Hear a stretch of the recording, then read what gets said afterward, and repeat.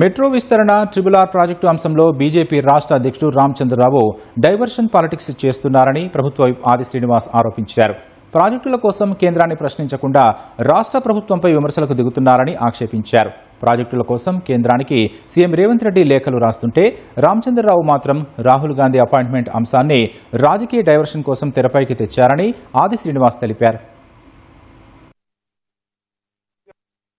రామచంద్రరావు గారు భారతీయ జనతా పార్టీకి సంబంధించినటువంటి నాయకుడు ఈ రోజు పొలిటికల్ డైవర్షన్ చేయడానికి మా నాయకుడు లేఖ రాసిందేమో రాష్ట్ర ప్రయోజనాల కోసం కేంద్ర మంత్రులు కల్పిమని, మీరేమో దాన్ని డైవర్షన్ చేయడానికి కోసం రేవంత్ రెడ్డి గారు మాకు రాహుల్ గాంధీ గారిని కల్పించాలని చెప్పండి.